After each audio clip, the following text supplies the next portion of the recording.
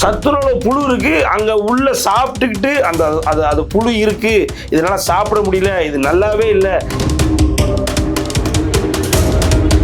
தமிழக மக்கள் அவங்களுடைய வரிப்பணத்துல இருந்து 50 வருஷம் கட்டுமா, இதை வாங்கி வச்சுக்கிட்டு இன்னும் நமக்கு மத்திய அரசாங்கம் எதுவும் கொடுக்கலன்னு எங்க போய் சொல்ல முடியுது? சார், படிக்கிற பெண்கள் இன்னைக்கு 15 வயசுல இன்னைக்கு ஒரு பெண்ணை வந்து திமுகவினுடைய முன்னாள் நகரமன்ற தலைவர் உளுந்தை நகரமன்ற தலைவர் வந்து பாலியல் தொழிலை ஈடுபடுத்தியிருக்காரு. ஆனா அதை எடுத்து காவிரியை ஒரு பாதுகாக்கப்பட்ட வேளாண் மண்டலமாக மாத்தினாரு ஐயா எடப்பாடியார் அவர்கள். இப்படி திமுக பண்ண பிரச்சனைகள் ஒவ்வொன்றையும் கவர் பண்றது அண்ணா திமுக. ஆனா திமுக சொன்னாங்க சயின்டிபிக் ஊழலுக்கு பேர் போனது திமுகவும் கருணாநிதியும் சொல்லுவாங்க. அதுதான் இப்போ நடந்துகிட்டு இருக்கு. அதனுடைய நீட்சி தான் நம்ம பார்க்கணும். அரசாங்க பள்ளிகளில் ஹிந்தியும் வேறு மொழிகளும் வந்துருச்சுன்னா பிரைவேட் ஸ்கூல்ஸுக்கு நம்ம என்ன இம்பார்ட்டன்ஸ் கொடுக்க போறோம்? ஒன்றும் கொடுக்க மாட்டோம்ல. ஏன்னா அங்கேயும் சிபிஎஸ்சி இங்கேயும் சிபிஎஸ்சி. இவங்க இவ்வளவு தூரம் பேசுறாங்க இல்லை, எல்லாமே செயல் வடிவத்தில் எதையுமே செய்யாத ஒரே அரசு திமுக சார். எல்லாமே பார்த்தீங்கன்னா பேச்சு வடிவத்தில் அங்கங்க போராட்டம் பண்ணணும்னா அதை பயன்படுத்திக்கிறது. அவர் தான் கையெழுத்து போட்டு நீட்டை உள்ள கொண்டு வந்தாரு. ஆனால் அந்த நீட்டை எதிர்க்கிறோன்னு தான் 2020 திமுக ஜெயிச்சு உள்ள வந்தது. மொத்த கோல்பெட் மீத்தேன் இங்க தமிழ்நாட்டில் அதிகமா இருக்கு, அது குறிப்பா காவிரி டெல்டால இருக்குன்னு எழுதி கையெழுத்து போட்டு கொடுத்தது திமுக அரசாங்கம். குறிப்பா நீங்க சொல்ல போனா துரைமுருகன் அவர்களுடைய மகன் கதிரானந்த் அவர்கள் வேலூர் நடத்த பள்ளியில 4 மொழிகள் சொல்லி தரப்படுது. முக்கியமா தெலுங்கு, அதுக்கப்புறம் பாத்தீங்கன்னா இங்கிலீஷ்.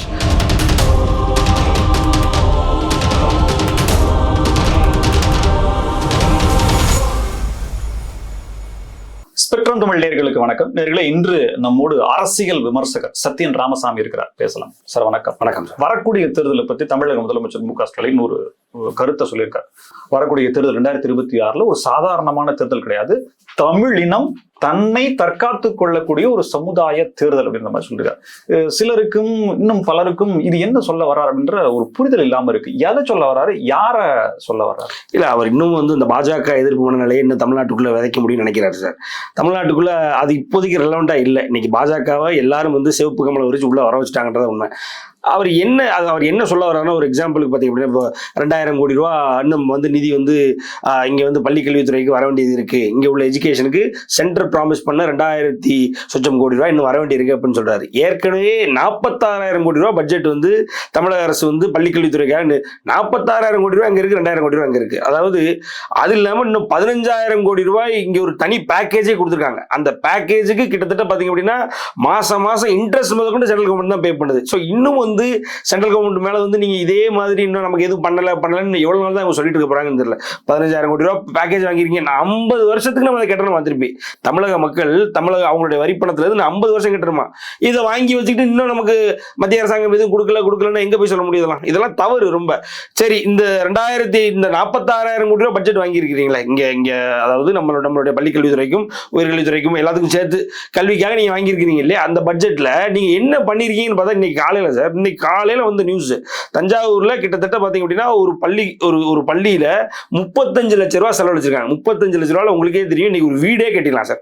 ஒரு வீடே, அது இன்னும் தஞ்சாவூர் மாதிரியான ஏரியால பாத்தீங்க அப்படின்னா 3 வீடு கட்டலாம் ரைட்டுங்களா? அந்த 35 லட்சம் ரூபாயில கழிவறை கட்டுறோன்னு, கழிவறை நீங்க திறந்து உள்ள பாத்தீங்க அப்படின்னா ஒரு ஸ்கூல் கழிவறை ஒரு 10, அதாவது வெறும் பேசின் மட்டும், அந்த உங்களுக்கு தெரியும் இல்லையா, அந்த இந்தியன் டாய்லெட்டுடைய பேசின் மட்டும் ஒரு 20 இப்படி வச்சிருக்காங்க. நடுவுல தடுப்பு கிடையாது, எதுவும் கிடையாது. நான் சொல்றது 1990களில் நான் ஸ்கூல் படிக்கும்போது கூட அதெல்லாம் கிடையாது.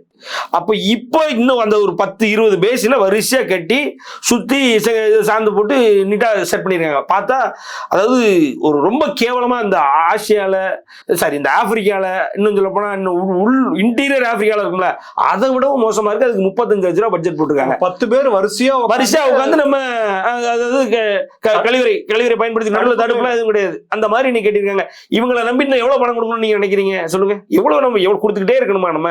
சோ இதெல்லாம் கேள்வியா வருது இல்ல சார். நம்ம சரி அதை விடுங்களேன், பால் கொடுக்குறேன்னு சத்துணவுல பால் கொடுக்குறேன், பால் கொடுக்கல, சரி நம்ம இவங்க சொன்னது பல விஷயங்கள் பண்ணலன்றது விடுங்க, பாலை கொடுக்குறேன்னா கொடுக்கக்கூடிய சத்துணவுல புழுக்கள் இருக்கு. சத்துணவுல புழு இருக்கு, அங்க உள்ள சாப்பிட்டுக்கிட்டு அந்த அது புழு இருக்கு, இதனால சாப்பிட முடியல, இது நல்லாவே இல்லை, இதுல எதுவுமே இல்லைன்னு சொல்லி அங்க படிக்கிற குழந்தைகள் வந்து இன்னைக்கு வீடியோ போடுற அளவுக்கு வந்துருச்சு அரசாங்கத்தினுடைய நிலைமை. சரி, அது இருக்கட்டும். இவங்க தனியா வீடியோ போட்டு, இவங்க தனியா மேடைகள்ல வீடியோ போட்டு, நாங்க சாம்பார் கொடுக்குறோம், சாம்பார் என்ன இவ்வளவு டேஸ்டா இருக்கு, சரவண பவன் சாம்பார் தோத்துரும் போல இருக்கு, அடையாளந்த பவன் சாம்பார், இவங்க அப்படி ஒரு சைடுல மார்க்கெட்டிங் பண்ணிட்டு இருக்காங்க. அங்க பார்த்தா சாப்பிடுற குழந்தைகள் சாப்பிட முடியலன்னு வெளியில வந்து அழுதுகிட்டு இருக்கு. இதுதான் இன்னைக்கு பள்ளிக்கல்வித்துறையோட நிலைமை. இதுதான் வந்து இன்னைக்கு நீங்க எவ்வளவு கொடுத்தாலும் உங்களுக்கு பத்தாது சார். எவ்வளவு அள்ளி அள்ளி நீங்க கொடுத்தாலும் இங்க பத்தாதுன்றதுதான் உண்மை. அதை நம்ம புரிஞ்சுக்கணும். அதை விட்டுட்டு இவங்க கொடுக்கல அப்படின்றதுனால இந்த பாஜக மேல எவ்வளவு நாள் தான் அவங்க போய் குற்றச்சாட்டு. ரெண்டாவது பாத்தீங்க அப்படின்னா சார், படிக்கிற பெண்கள் இன்னைக்கு 15 வயசுல இன்னைக்கு ஒரு பெண்ணை வந்து திமுகவினுடைய முன்னாள் நகரமன்ற தலைவர், உளுந்தை நகரமன்ற தலைவர் வந்து பாலியல் தொழில ஈடுபடுத்தியிருக்காரு. போலீஸ் பிடிச்சு நீ கன்ஃபார்ம் பண்ணுது. அப்புறம் படிக்கிற பசங்களை இவங்க இந்த மாதிரி எல்லாம் பயன்படுத்துறாங்கன்னு என்ன பண்ண முடியும்?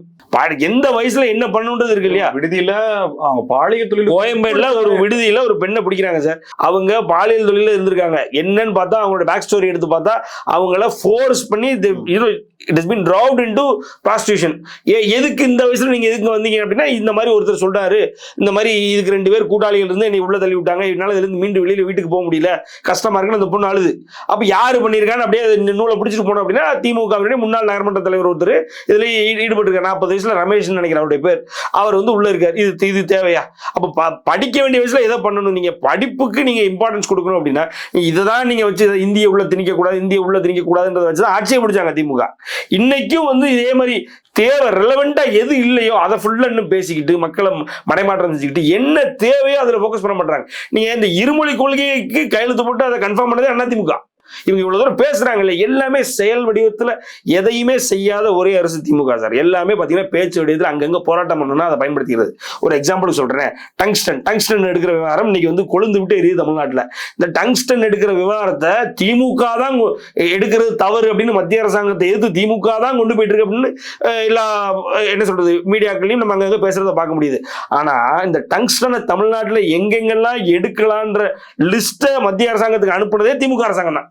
அப்ப இது எவ்வளவு பெரிய ஒரு கேலி குற்று, இது எவ்வளவு பெரிய ஒரு மோசமான விஷயமா இல்லையா சார்? ஒரு எவ்வளவு தவறான ஒரு முன்னெடுப்பு. இதெல்லாம் புரிஞ்சுக்கணும் சார். இதெல்லாம் மக்கள் வந்து நல்லா இப்போ நீங்க அதை விடுங்களேன். நீங்க இது காந்தி செல்வன் அவர்கள் வந்து minister of health for state இருக்கும் பொழுதுதான் நீட்டுக்கு கையெழுத்து போட்டு உள்ள வருச்சு. அந்த காந்தி செல்வன் யாரு? திமுகவினுடைய முன்னாள் மந்திரி. அவர் தான் கையெழுத்து போட்டு நீட்டை உள்ள கொண்டு வந்தாரு. ஆனா அந்த நீட்டை எதிர்க்கிறோன்னு தான் 2020 திமுக ஜெயிச்சு உள்ள வந்தது.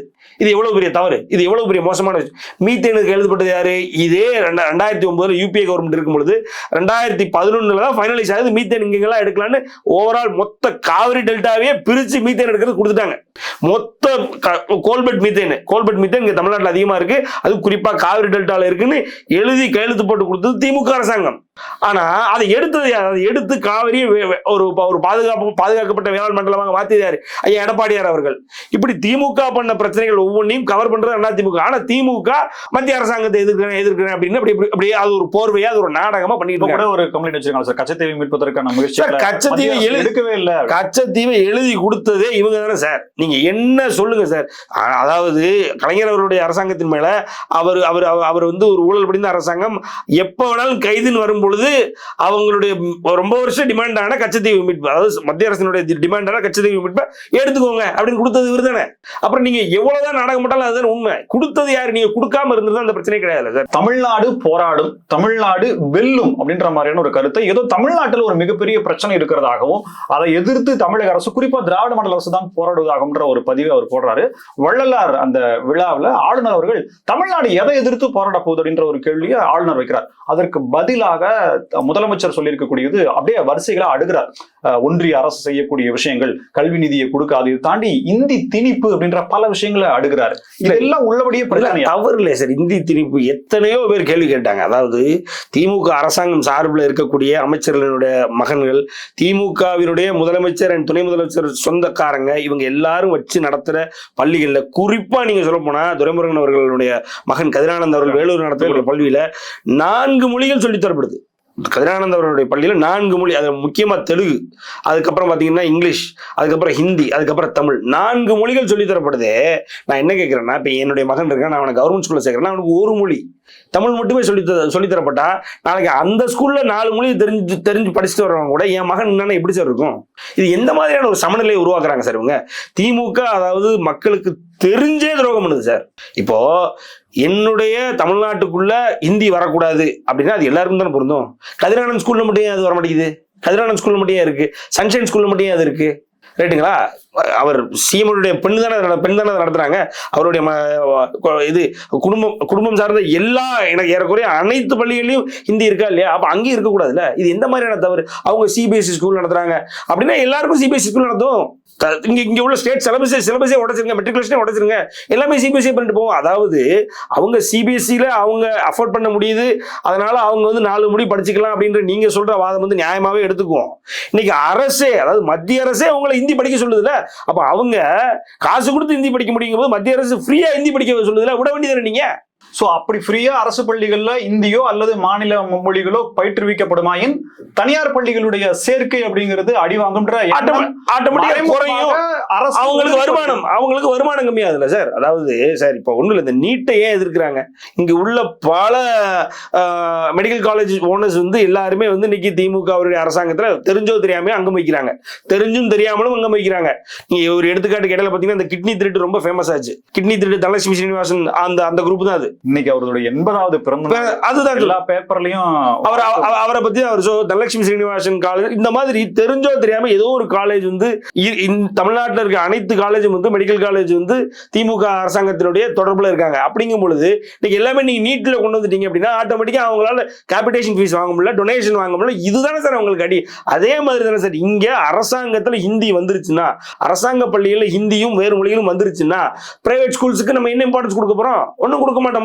ஏன்னா அங்கேயும் சிபிஎஸ்சி, இங்கேயும் சிபிஎஸ்சி, இங்கேயும் ஏதோ ஒரு சேர்க்கை இல்லைன்னு சொல்லிட்டு நிறைய அரசு பள்ளிகள்ல சேர்க்கை இல்லைன்னு சொல்லிட்டு, ஆமா சார், 209 பள்ளிகள் மூடப்பட்டிருக்கு.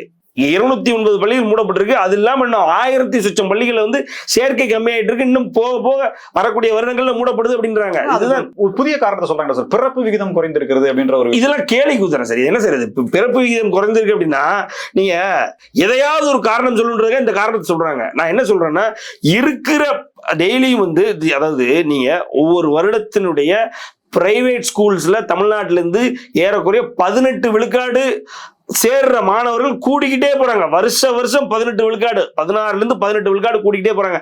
2014 2024 25 26 அப்படின்னு பார்க்கும்பொழுது 10 விழுக்காடு குறைந்தபட்சம் கூட்டிட்டு போறாங்க. ஆக இங்க பள்ளிகள்ல சேர்க்கை அதிகரிக்குது. அரசு பள்ளிகள்ல சேர்க்கை நின்னு, தனியார் பள்ளிகளுக்கு குழந்தை பிறக்கிறாங்களா? அரசு பள்ளிகளுக்கு குழந்தை பிறக்கலையே. என்ன சொல்ல வராங்க இவங்க வந்து? அதாவது கம்ப்ளீட்டா வந்து மக்களை ஏமாற்றுறதுக்காக எதையாவது ஒரு ரொம்ப கேட்சியா, இன்னும் சொல்ல போனா மத்திய அரசாங்கத்தை எதை சொன்னா மக்களுக்கு இன்னும் வந்து, அதாவது அவங்க அப்பா காலகட்டத்தில் இன்னும் தாத்தா காலகட்டத்தில் எதை சொல்லி ஏமாத்தி உள்ள வந்தாங்களோ அதையே இன்னும் சொல்லிக்கிட்டு தான் மக்கள் நம்பிட்டு இருப்பாங்கன்னா எவ்வளவு நாள் நம்பிட்டு இருப்பாங்க? எவ்வளவு நாள் சார் நம்பிட்டு இருப்பாங்க? சார் மத்திய அரசாங்கம் அவங்க சொன்னதை 90% மேல பூர்த்தி பண்ணிக்கிட்டு இருக்கு. மக்கள்கிட்ட என்னென்னலாம் ப்ராமிஸ் பண்ணாங்களோ எல்லாம் நடந்துகிட்டு இருக்கு. ஜிஎஸ்டியினுடைய இன்னைக்கு அவங்க பண்ண அந்த ஜிஎஸ்டி 2.1 மாறுதல் வந்து இன்னைக்கு ஏறக்குறைய தமிழக மக்களை மிகப்பெரிய சந்தோஷத்துக்குள்ள ஆழ்த்தி இருக்கு. ரெண்டாவது பாத்தீங்க அப்படின்னா அவங்க இன்கம் டாக்ஸ்ல வந்து அவங்க ஃபைல் பண்றதுல மாற்றம் கொண்டு வந்த பெர்சன்டேஜஸ் பாத்தீங்க அப்படின்னா இன்னைக்கு ஏறக்குறைய உழைக்கும் வர்க்கம் அனைவருக்கும் வந்து அது ரொம்ப பாசிட்டிவான ஒரு நியூஸா இருந்தது. அதுதான் மறுக்க முடியாத உண்மை. ஆக பாஜக அரசாங்கம் இன்னைக்கு தமிழர்களுக்கு குறிப்பா மாநிலத்தில் யாரெல்லாம் எந்தெந்த மாநிலங்கள் பாஜக எதிர்க்குதோ அந்தந்த மாநிலங்கள்ல இவங்களை மத்தியில் வைக்கிறதா நமக்கு ரொம்ப நல்லதுன்ற ஒரு பிம்பத்தை உருவாக்கி இருக்கு. அது குறிப்பா தமிழகத்துல ரொம்ப விரும்புறாங்க. அதை இவங்க ஏதாவது ஒன்று பண்ணி வெறுக்க வைக்கலாம் அப்படின்னு நினைக்கிறாங்க. இவங்களோட பாயிண்ட்ஸே இல்ல. இன்னைக்கு ஆளுங்க தேசிய அளவுல கொண்டு வரக்கூடிய திட்டங்கள் தமிழக அரசுக்கு இல்ல, ஒட்டுமொத்த மாநிலங்களுக்கான திட்டங்கள், அது மத்திய அரசு கொடுக்கக்கூடிய திட்டங்கள். குறிப்பா 2 திட்டங்களை நான் பாயிண்ட் அவுட் பண்றேன். ஜல்சக்தி அபியான், அதாவது குடிநீர் இணைப்பு, குழாய் இணைப்பு அனைத்து வீடுகளுக்கும் கொண்டு சேர்க்கும் விதமா அந்த ஜல்சக்தி துறையின் சார்பாக கொண்டு வரப்பட்ட திட்டம். இந்த திட்டத்துல நீங்க சரியா பண்ணல அப்படின்னா இதற்கான நிதியை நிறுத்தக்கூடிய அளவிற்கான ஒரு எச்சரிக்கை அந்த துறை தமிழக அரசுக்கு வழங்கியிருக்கிறது. ஏன் அப்படின்னா ஏற்கனவே வெறும் குழாயை மட்டும் ஒரு 2 அடிக்கு பைப்பை தோண்டி குழாய் மட்டும் வச்சு நாங்க குழாய் போட்டோம், தண்ணியை பைப் கொடுத்துரும் சொல்லிட்டு அந்த ஊழல் நடந்திருக்குன்ற ரெண்டாவது இவங்க ஸ்டிக்கர் ஒட்டிக்கிறாங்க. ரெண்டாவது சார் இன்னொன்னு என்ன அப்படின்னா பேட்டரி பஸ் பெருநகரங்கள்ல ஒவ்வொரு சிட்டிக்கும் எவ்வளவு பஸ் கொடுக்குறோம் சார், இந்த பஸ்ஸுக்கான பணத்தை வந்து கான்ட்ராக்ட் அடிப்படையில் கொடுக்குறாங்க, அதுக்கு மெயின்டெனன்ஸ் வந்து மத்திய அரசு கொடுக்குது. ஆனா இது சார்ஜிங் பாயிண்ட் வசதியை மட்டும் செய்து தர வேண்டியது மாநில அரசு. இந்த திட்டத்தை அப்படியே கம்ப்ளீட்டா கிடையாது சார். இது ஒட்டுமொத்தமா இந்திய அளவுல எல்லா மாநிலங்களும் வரவேற்குது. அப்படியே எனக்கு இவ்வளவு கொடுத்து இவ்வளவு கொடுத்து சொல்லி வாங்குறாங்க. ஆனா தமிழ்நாடு அரசு நாங்களே அந்த திட்டத்தை செயல்படுத்திக்கிறோம் ஏன் நினைக்கிறாங்க அப்படின்னா சார், இவங்க இந்த ரோஸ் கலர்ல பெயிண்ட் அடிச்சு ஒரு பஸ் கொண்டு வந்தாங்க.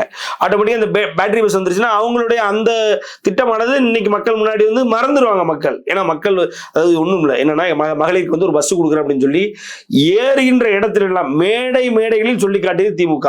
இன்னும் கேவலமா பேசுறாங்க, நாங்க ஓசி பஸ் விட்டு தான் நீங்க ஏறி போறீங்க, அம்மா என்னம்மா டிக்கெட் வாங்கினீங்களா, டிக்கெட் வாங்கலையா, யாரு போட்ட பிச்சை, நாங்க போட்ட பிச்சை. இதெல்லாம் பேசினது யார்? அமைச்சர்கள், திமுக சார்ந்த அமைச்சர்கள். ஸோ திமுக இன்னைக்கு அந்த பிங்க் கலர் பஸ் மகளிருக்கு இலவசமான பஸ் கொடுத்துருச்சு. இந்த பேட்டரி பஸ்ன்றது இன்னைக்கு பாஜக ஆளும் மாநிலங்கள்ல எல்லாத்திலுமே மிகப்பெரிய வெற்றி. அதை இங்க கொண்டு வந்துட்டோம் அப்படின்னா இங்கேயும் அதே தான் நடக்கும். அப்போ திமுக அரசுடைய திட்டங்கள் மக்கள் முன்னாடி பெருசா தெரியாதுன்றதுக்காகவே அந்த மொத்த திட்டத்தையும் அபேண்டன் பண்ணதும் இல்லாம அந்த திட்டத்துக்கு மத்திய அரசு ஒதுக்கின பணம் எங்க, இப்போ அந்த கேள்விதான் வந்து மேலோங்கி நிற்குது. அப்ப ஆட்டோமேட்டிக்கா இதே இருக்கும், உபயோகப்படுத்தலாம் திரும்பி போயிடும். அவ்வளவுதான். உபயோகப்படுத்தல அப்படின்றது நீங்க எப்படி சொல்ல முடியும்? வேற எதுக்காக உபயோகப்படுத்திடுவாங்க சார், படுத்திட்டு அது இதுக்காக உபயோகப்படுத்தி அதுக்காக உபயோகப்படுத்திடும் அப்படின்னா ஆட்டோமேட்டிக்கா மறுபடியும் மத்திய அரசாங்கம் வந்து அந்த பணத்தை திருப்பி கொடுங்கன்னு கேட்டா நாங்க இதுக்கு உபயோகப்படுத்துற பணத்தை திருப்பி கேட்கறாங்கன்னு மத்திய அரசாங்கம் மேலே குற்றம் சாட்டுவாங்க. ஸோ அதுக்கு பயந்து மத்திய அரசாங்கம் திருப்பியும் கேட்காது. ஸோ இது ஒரு மாதிரி அதை அவங்க பண்ற அதாவது முதலே சொன்னாங்க சயின்டிபிக் ஊழலுக்கு பேர் போனது திமுகவும் கருணாநிதியும் சொல்லுவாங்க. அதுதான் இப்போ நடந்துகிட்டு இருக்கு. அதனுடைய நீட்சி தான் நம்ம பார்க்கணும். நீங்க ஒன்றும் இல்லை, ஜல்சக்தின்னு சொல்லி வந்த உடனே ஏறக்குறைய இந்தியாவினுடைய அனைத்து என்ன சொல்ற தொகுதிகளிலும், இன்னும் சொல்ல போனா சட்டமன்ற வாரியான தொகுதிகள்ல, பாராளுமன்ற வாரியான தொகுதிகள், சட்டமன்ற வாரியான தொகுதிகள் அமல்படுத்தப்பட்டது. இங்கேயும் ஸ்டார்ட் பண்ணாங்க, இல்லாம இல்ல ஸ்டார்ட் பண்ணாங்க. என்ன பண்ணிட்டாங்க இவங்க, ஸ்டாலின் கொடுக்குறாரு விட்ட ஆரம்பிச்சாங்க. அப்போ அதை எதிர்த்து பாஜக கேள்வி, இது வந்து மத்திய அரசினுடைய திட்டம், இதுக்கு ஸ்டாலின் போட்டோ விட்டுறீங்க அப்படின்னு கேள்வி இருந்தது. ஆக மத்திய அரசினுடைய திட்டம்னு உள்ள வந்துச்சு அப்படின்னா நமக்கு பேர் போயிடும், நம்ம ஸ்டிக்கர் போட்டாவது ஒட்டிக்கிறோம் அப்படின்னு இருந்த திமுகவுக்கு இது ஒரு பேர் எதிர்ச்சி. எதுக்கு எப்படி அப்போ பண்ணாத வந்த நிதியை வேற எதுக்காக பயன்படுத்த ஆரம்பிச்சிட்டாங்களோ என்னவோ. அதுதான் உண்மை. இங்க எது நல்லது நடந்தா அது திமுக அக்கௌண்ட்டுக்கு போயிடும் சார், திமுக கிரெடிட்டுக்கு போயிடணும். கெட்டது நடந்ததுன்னா அது பாஜக கிரெடிட்டுக்கு போயிடணும். இதுதான் திமுகவின் இன்றைய ஸ்டாண்டு. அதைத்தான் அழகா ஆளுநர் கேட்குற, யார்கிட்ட போய் சண்டை போட போறீங்க, நீங்க கேட்கறதெல்லாம் உங்களுக்கு கிடைச்சிட்டு இருக்கு, உங்களுக்குன்னு என்னென்ன கொடுக்கணுமோ அதெல்லாம் கரெக்டாக பார்த்து கொடுத்துட்டு இருக்காங்க. இன்னும் நீங்க உபரி வருமானத்தை எதையுமே கொடுக்கல. அதாவது கொடுக்கப்பட்ட நிதியில அதிகமான டெபிசிட் வச்சிருக்கிற முதல் மாநிலமாக நீ தமிழ்நாடு இருக்கு. ஃபுல்லா கடன், அதாவது இங்க மக்களுக்கு என்ன தேவையோ அதை கொடுக்கறது இல்லாம இன்னும் கடனை வாங்கி வச்சு இன்னைக்கு 4.25 லட்சம் கோடி இதுவரைக்கும் தமிழ்நாட்டினுடைய மொத்தம் கடனாக இருந்தது. இவங்க வந்ததுக்கு அப்புறம் மட்டும் இந்த 4 வருஷத்துல மட்டும் இன்னும் 4.25 லட்சம் கோடி, இப்ப மொத்தமா ஏறக்குறைய 9 லட்சம் கோடி கடனாக தமிழ்நாட்டு மக்களுக்கு ஆக்கிட்டாங்க. 26ல ஒருவேளை திமுக ஜெயிக்கிறதுனா கூட கடன் கூட எங்கேயும் வாங்க முடியாது சார், கடன் வாங்க முடியாத ஒரு நிலைமை வந்துருச்சு. ஏறக்குறைய தமிழ்நாடு வந்து அதாவது இந்த நீங்க பாத்தீங்க அப்படின்னா பெரிய கண்ட்ரீஸ்ல பாத்தீங்கன்னா கடன் வாங்க வழி இல்லாம, வெளியில யாருக்கு கடன் கொடுக்க வழி இல்லாம ஆவாங்க தெரியுமா, அதை நோக்கி தமிழ்நாடு போயிட்டு இருக்கோம் என்னமோன்ற அச்ச மக்களுக்கு உருவாகிட்டு இருக்கு. அதுதான் உண்மை. அதனால வந்து சார் இதே நீங்க அதிமுக எடுத்துக்கிட்டீங்க அப்படின்னா இருக்கிறத வச்சு ஒரு கவர்மெண்ட் நடத்துறது 4 ஆண்டுகளாக எடப்பாடி அவர்களும் கவர்மெண்ட் நடத்தாம இல்ல. என்னைக்காவது வந்து எங்களுக்கு இங்க நிதி கொடுக்க மாட்டாங்க, அங்க நிதி கொடுக்க மாட்டாங்க, என்னால இது பண்ண முடியல அது பண்ண முடியல, அவர் எங்கேயாவது வந்து பேசியிருக்காரா? ஏன் அவர் பேசல? ஏன் அவரால் பேச முடியாதா? அவருக்கு பேச தெரியாதா? ஒண்ணும் இல்ல. நீங்க உங்களுக்கு என்ன தேவையோ முதல்ல பூர்த்தி பண்ணுங்க. கட்டணங்கள் உயர்ந்திருக்கு, ஆமா அதான் சொல்றேன், சொத்து வரி உயர்ந்திருக்கு, வருமானம் அதிகரிச்சு, நம்மகிட்ட என்னென்ன வகையில பணம் வாங்கணுமோ அதெல்லாம் ஒரு சைடுல வாங்கிக்கிறாங்க, ஒரு சைடுல அதெல்லாம் நடந்துகிட்டு இருக்கு. குறிப்பா சென்னை வாசிகளுக்கு நடக்கிற அக்கிரமம் வந்து அவங்க வந்து பிஸியா இருக்கிறாங்க சார் வேலையில. அவங்களுக்கு நடக்கிற அக்கிரமங்கள், அதாவது என்ன சொல்றது, நீங்க சொல்ற மாதிரி சொத்து வரியாக இருக்கட்டும், அதே நேரத்துல வந்து இங்க உள்ள நீர் பாசனத்துக்காக அவங்க வாங்குற இந்த மழைநீர் வடிகால் வாரியத்துக்காக டாக்ஸ், அது இதுன்னு எல்லாத்தையும் சேர்த்து பாத்தீங்க அப்படின்னா இங்க மக்களிடமிருந்து உழைப்பு சுரண்டல் நீங்க சொன்ன மாதிரி அதிகமாயிட்டே போயிட்டு இருக்கு. இன்னொரு வகையில கடனும் வாங்கிட்டு இருக்காங்க. இது எப்படி அவங்க மிட்டிகேட் பண்ணுவாங்கன்னு தெரியல. சரி, இப்போ ஊடகங்கள் அப்படின்னா எல்லா வகையான தகவல்களுமே அவங்க போடுவாங்க. இப்போ என்னன்னா அரசு செய்யக்கூடிய பிழை தவறுகள், செய்ய மறந்த விஷயங்கள், இதெல்லாம் எப்படி அரசு கவனத்துக்கு கொண்டு போனா ஊடகங்கள்ல காட்சி ஊடகங்களோ அல்லது நாளிதழ்கள்லயோ அச்சு ஊடகங்களோ கொண்டு போவாங்க. நீங்க பிரபலமான காட்சி ஊடகம் தன்னுடைய செயல்பாடு, அதாவது ஒரு மாற்று பார்வையை வச்சதுக்காக அரசு கேபிள் இருந்து நீக்கப்பட்டிருக்கு. ஊடகத்தின் பேர் வேணாம், ஆமா பேர் சொல்றதுல என்ன சார் இருக்கு? எனக்கு தெரிய புதிய தலைமுறை வந்து கடைசி 4 வருடங்களாக நானும் ஒருவனாக புதிய தலைமுறை விமர்சித்தான் தான். என்ன மாதிரி லட்சக்கணக்கான பேர் விமர்சிச்சுட்டு இருக்காங்க. என்னன்னா புதிய தலைமுறை ஏறக்குறைய வந்து திமுகவினுடைய டிவின்றதே அரிசி. ரைட்டுங்களா? அதுதான் உண்மை. அப்படிதான் தகவல் அரசாங்கத்தை பத்தி எந்தெந்த வகையில நல்லது மட்டும் சொல்ல முடியுமோ அதை மட்டும் சொல்லுவாங்க. அதிமுக கூட்டணியில் எங்கெங்கெல்லாம் விரிசல் விழுதோ, ஒரு ஊர்ல ஒரு ஊராட்சி மன்ற தலைவர் பதவி விலகிட்டாருன்னா கூட அதை எடுத்துட்டு வந்துருவாங்க. அதிமுகவினுடைய ஊராட்சி மன்ற அதை பிரேக்கிங் ஆக்கி அதை டிபேட் ஆக்கி இதை பண்ணது பூரா புதிய தலைமுறை தான். அந்த புதிய தலைமுறை இன்னைக்கு அரசு கேபிள் இருந்து வெளியில போயிருக்கு. அதற்கு காரணமாக சொல்லப்படுவது என்னவென்றால், புதிய தலைமுறை வந்து இந்த கரூர் விஷயத்துல யார் யாரெல்லாம் அரசாங்கத்தை விமர்சிச்சாங்கன்ற ஒரு லிஸ்ட் போட்டுச்சு சார். அவ்வளவுதான் சார். புதிய தலைமுறை விமர்சிக்கல, நல்லா புரிஞ்சுக்கோங்க. புதிய தலைமுறை விமர்சிக்கல, வந்து யாரு விமர்சிச்சான்ற லிஸ்ட போட்டாங்க. அதுக்கே அரசு கேபிள்ல இருந்து அவளை தூக்கிட்டாங்கன்னு சொல்லப்படுது. என்னன்னு தெரியல. இது புதிய தலைமுறைக்கான ஒரு செல்ஃப் ரெஸ்பெக்டுக்கான ஒரு பாயிண்ட் சார். இதுக்கப்புறமும் இன்னும் திமுக அரசாங்கத்துக்கு ஜால்ரா போட தான் போகுது புதிய தலைமுறை அப்படின்னா நம்ம அதை பத்தி பேசுறதே வேஸ்ட் சார். நம்ம அதுக்கு கீழே போக வேண்டாம் நான் நினைக்கிறேன். ஆமா, மிக்க நன்றி சார், ஆழ்ந்த கருத்துக்கள். நன்றி நேர்களை, மீண்டும் சந்திப்பு இணைந்தவர்களே, நன்றி.